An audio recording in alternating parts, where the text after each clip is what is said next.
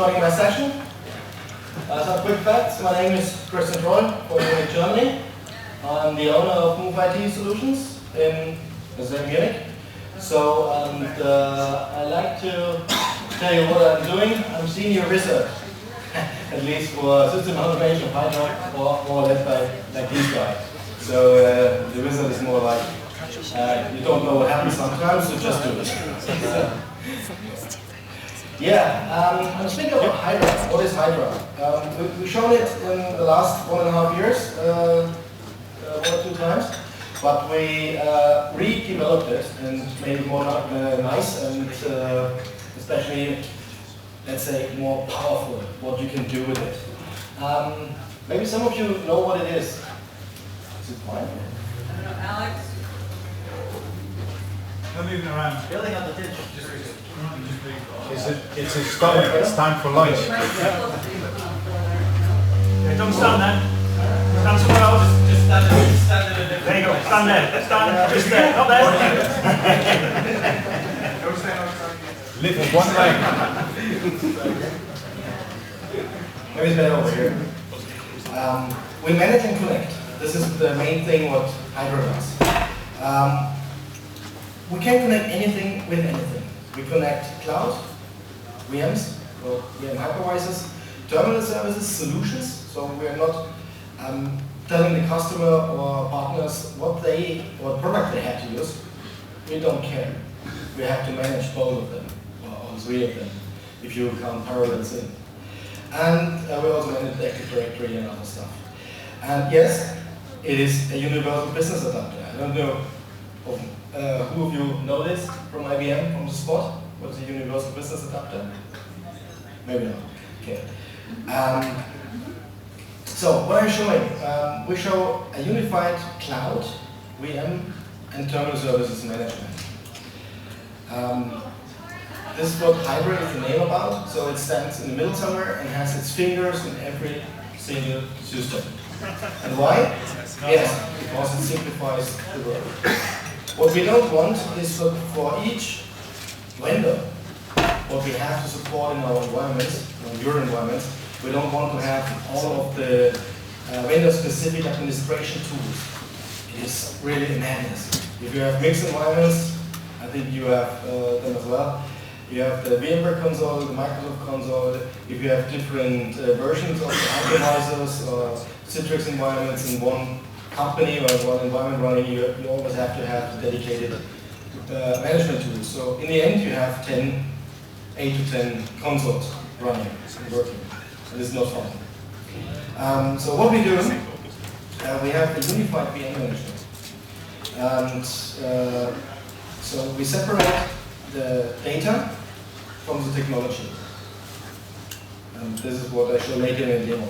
We have unified TS, terminal services management, so we can simplify the management of Microsoft RDS and Citrix farms, even multiple farms, even both farms in the same environment. So they don't have to have dedicated consoles and dedicated management over the farms. And because most of it is pure based on PowerShell, you can integrate your own PowerShell scripts into Hydra and simplify the way to use them. Because all of you know we have a big bunch of PowerShell scripts laying somewhere, and it's very hard to hand them over to the first level, second level, even your colleagues, without proper explanation sometimes, so with all of the functions. What Hydra provides you is a GUI on top of it, and you can easily create your drop-down lists, fields, input fields, whatever, and just provide a GUI for your PowerShell scripts to your colleagues. And also in addition, we manage the AD in a specific way for container groups, computers, and user objects to make it easy to do what let's say, the expensive tools like Semantic or so provide you.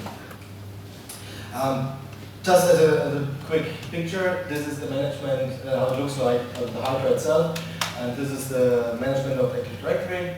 On the left side you see the objects, in the middle you see the details, and on the right you see your action pane. The action pane on the right, you can fully customize. You can put in or remove everything you want. You can put in your tools, you can put in external tools. It's a text file where you just add the section, add the command that you want to execute. What we also provide is a way to execute PowerShell scripts or run PowerShell scripts in a cookbook. We call it cookbook. Because we also, I think it's hard to read. Go on. How to read PowerShell? We separate the data from technology. So we create a kind of virtual command line, like get VM or VM or new VM, stop VM or something, and then we specify for each technology, we specify the real commandlet with a complete syntax in the back. So from a cookbook perspective, oops, sorry.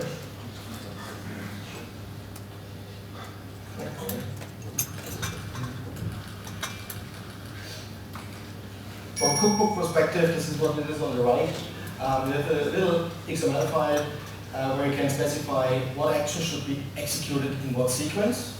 You have some preconditions, post-conditions, you have some reporting stuff where you just have to type in what you want to report, if it is true or if it is false, if the variable is having some specific state.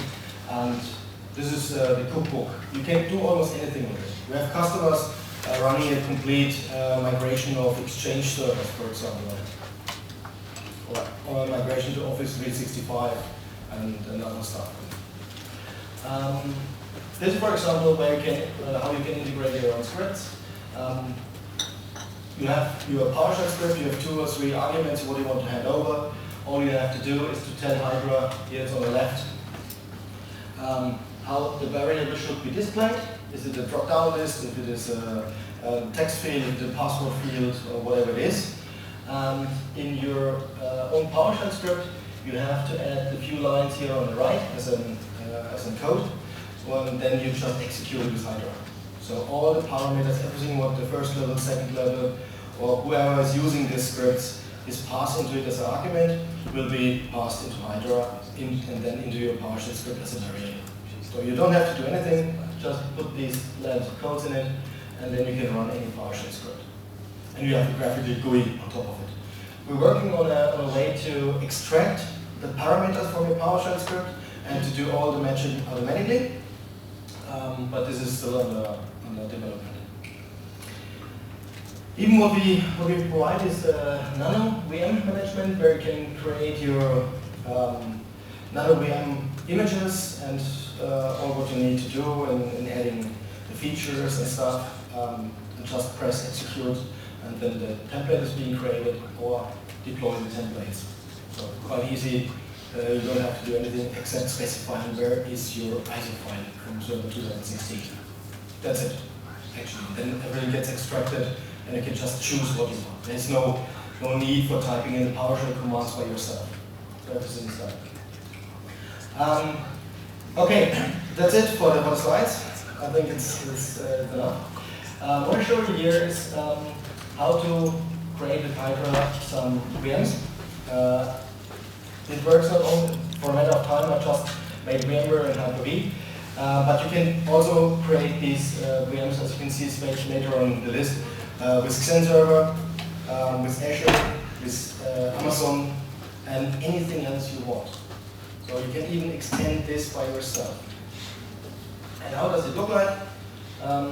You open the unified VM management, it's really hard to see on this thing. You open the unified VM management, and as you can see on the left side, we have Hyper-V, we have VMware, and we have Xen Server at the very bottom together. This is the whole console what you ever need if you have a mixed environment. And then you just select the host and tell what you want to do. I want to create a VM. On the left side, you can see Hyper-V, VMware, Xen Server, Azure, and stuff. And then it extracts the values from the Hyper-V, or from the VMware host, or cluster, or whatever it is.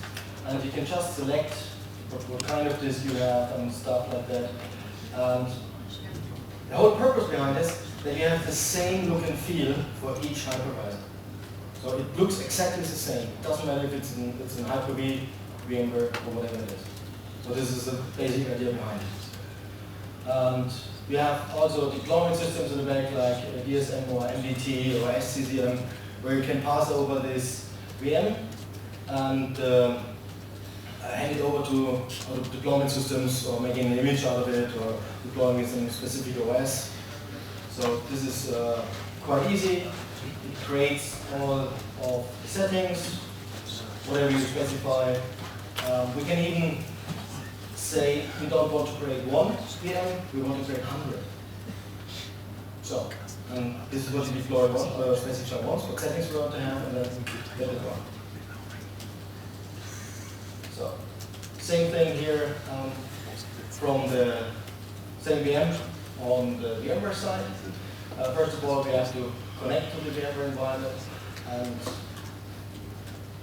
basically this is what it does. Then you select on what host, data center, resource pool, whatever you want to have or needs to create the VM. Or even multiple. Here on the top left you see number of VMs. You can even specify 100, 50 or 25, whatever it is. And then you select the data store and the network, and let the automation do the rest. The magic behind this is one of these cookbooks. So, and these cookbooks you can change by yourself. So if you want to make us any specific change in it, or different way of creating the hard disk file, for example, if it is on a NetApp server, so you just have to go to this point and change it, whatever you want to change. There's nothing hidden. It's pure PowerShell on the one side for execution and pure XML for the data. That's it. So, I hope you've seen this is how to create the VM. You can do the same thing on Xen server, Azure, Amazon, and Nutanix is also fine. And what we have in addition is, we call it TSP, Terminal Services Built. So we don't mind what terminal services environment the customer is running, or he wants to run, or making even a proof of concept for Microsoft RDS, for example. I don't know how you guys feel, but I get a lot of questions from customer. Do I really need Citrix for just getting an app to a customer or a VDI? We don't need this fancy feature of Citrix. Can we do a proof of concept for RDS, for example? So yes, we can. Oops. It's not a big deal. What we do is we have this selection here. On top is Microsoft RDS. And we have a couple of steps that you have to execute. Once you select what you've done, then you select, you specify the service you want to use for a connection broker, or for a web server, or for a gateway, or for a session host. You can even specify more than one machine. And then it adds the machine to the server manager. This is the way how it works. Then you create the deployment, VDI or application deployment. In this term, I've removed the gateway itself. So it's pure empty service. It's just running 2012.2 on it. Nothing is installed. Not even for Citrix. Doesn't matter what it is. We're sure right. So right now, we create the session collection, the whole deployment. So it installs all of the roles, what you need. Basically, the same thing what you do when you do it manually by the server manager. You do it by PowerShell in the background. And collecting all of the variables when you need and so on. Yeah, should be finished in a second.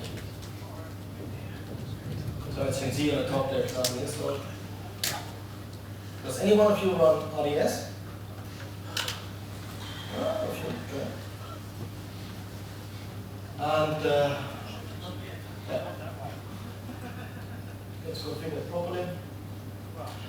You can do all of this stuff instead of single steps. You can do it in a whole sequence. So it's not a big deal. But for training purposes or for these demo versions, I do it just step by step. To have a chance, if something goes wrong, you get a look into it. You get a proper log file where you see what's going on. Right now, I create a session collection. I also specify what session host and say click. Job done. So a customer of mine said, even a monkey can do this. Maybe a pink monkey.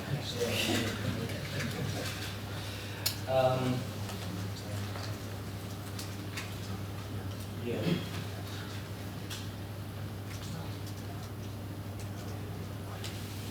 I don't know whoever worked with this server manager to manage this stuff. For me, it's a pain in the ass. Even especially the RDS part. It always doesn't do what you expect, and you have to close the server manager, reopen it again. So I'm really, on this part, I'm really sick of using these tools because they don't work properly.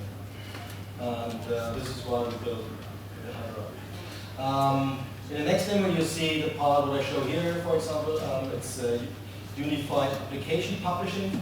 So also here, we separate the pure data, so the application settings, command line, parameters and everything, and extract this data, or separate this data from technology what we're going to use.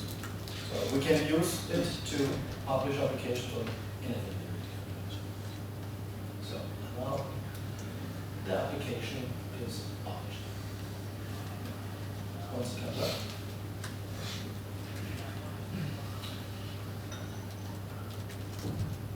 As I see, this is one of the reasons why I say, no, I don't like these tools. And the application is published.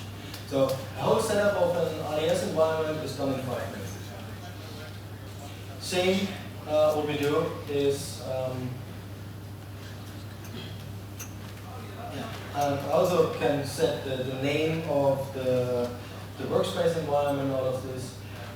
And what we also do in the next step is that we completely customize the web interface of the RDS solution.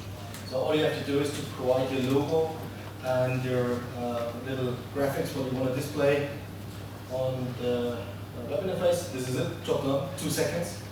And when you open the RD web interface, it is completely customized. Okay, one step is missing with the certificates, but it's here. This is how it looks like.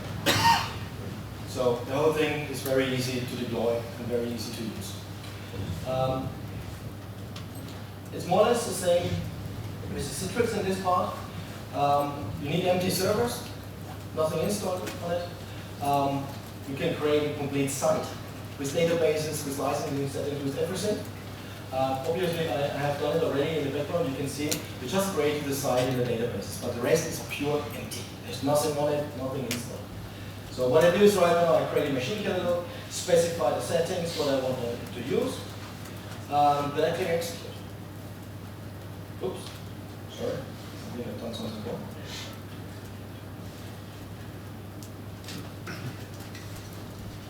Okay. So, the machine catalog in there. On the next step, I specify just here to make a delivery group. It inherits the values of the former created machine catalog. Job done, group it there. And then I can use the same publishing settings I've done for the RDS. I just selected that different technology and that different host where I want to connect to publish the application. I leave the same settings. The only thing I change is the target. It's not the RDS collection name. It's not the delivery group.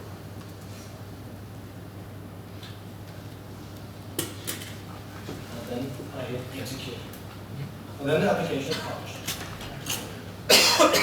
The whole setup of the Citrix environment, of the basic Citrix environment, is also done in around about 7 to 8 minutes. And this is not what is provisioned or something like that. So it's pure empty servers. So you can multiply farms in minutes. If you need 2 new farms, yeah, just specify a different server name and bam, job done. Give it a different prefix for the SQL server, for SQL databases. And then it's separated as well. Yeah. So test environments, what you can do with is let's say love Microsoft tool, yeah? VMM for example. Yeah? First of all, it costs a lot of money, and on the other side, it's not really easy to use. But with Hydra, you can do it really within minutes. It's just a couple of parameters that you change. That's it.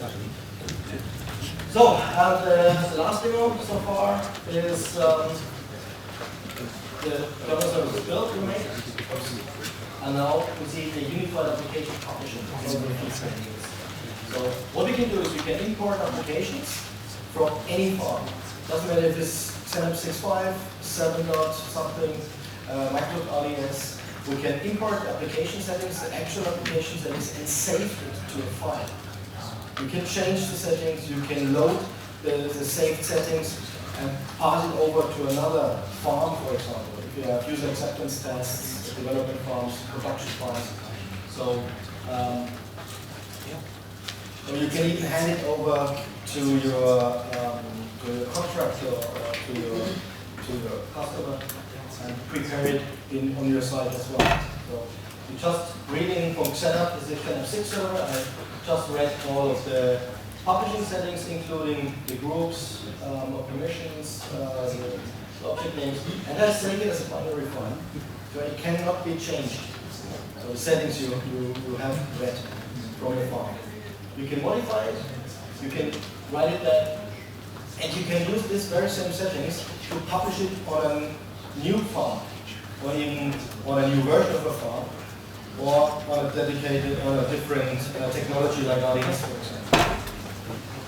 So, that's it. This is RDS stuff, where we extract. And we can extract the RDS, push it to Citrix. We can read Citrix, push it to RDS, as long as the applications are installed. It's the same way. And as I say, this is a couple of minutes to do it. So you don't have to worry about what technology is in the background. You don't have to care. You separate the data from the technology. And yeah, just delete some stuff.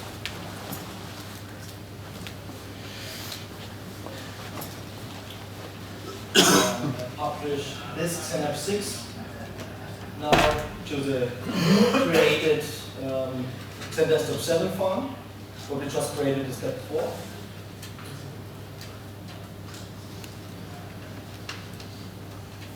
We're also working here on a multi-select. This is in the plan. It's freezing cold here. Wow. Good. Need a beer? Yes, right. Especially for a German. Yeah. So, all I have to do is now press execute. As you see, the applications are empty. And basically, this is how it works. You don't have to worry about what version is it from the total service environment and even what brand it is. I don't care. We don't care. And you don't have to care. So that's it. And who of you have ever published applications by hand? A lot of you, I guess, right? Yeah. It is not fun, right? So it makes no fun to do it all by hand or so. And this is why we decided to make it a bit more clever. But I think it's a bit too early now. Publishing to RDS.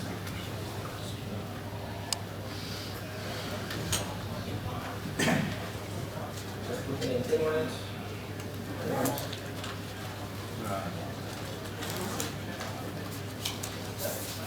The new created session collection, application collection, and the publishing is done.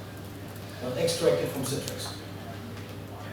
So if you make a proof of concept with your Citrix servers, the only thing you have to do is either during deployment get rid of the Citrix software and install the application for your session as everything what you need, or even leave the Citrix software installed but disable the services, and just connect it to Microsoft connection program. And then you can just publish the same stuff. You can read all of the file of Citrix and publish it via RDS. Then you have the proof of concept. The effort is around about 5 minutes. It sounds really crazy, but it is. It's really no effort. And for the most customers, That's for most, for some customers, it's enough. They don't want to have the application running embedded in the client, Windows 10 client, Windows 7, Windows 8 client.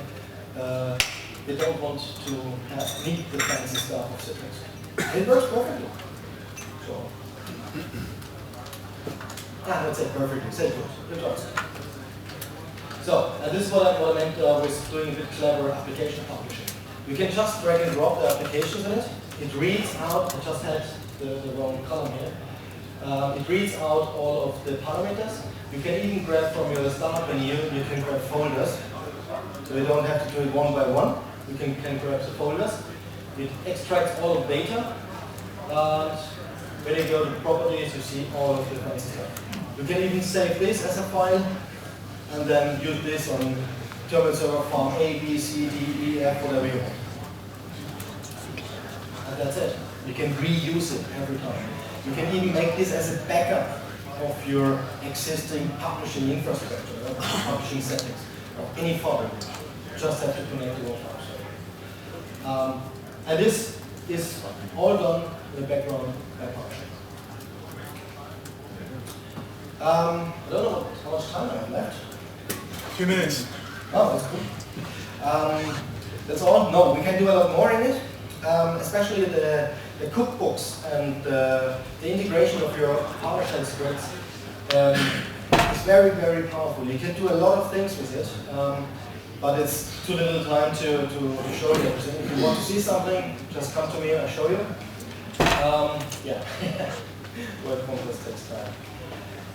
So, but really meaning it simplifies your work because you really need one tool, one console for managing these environments.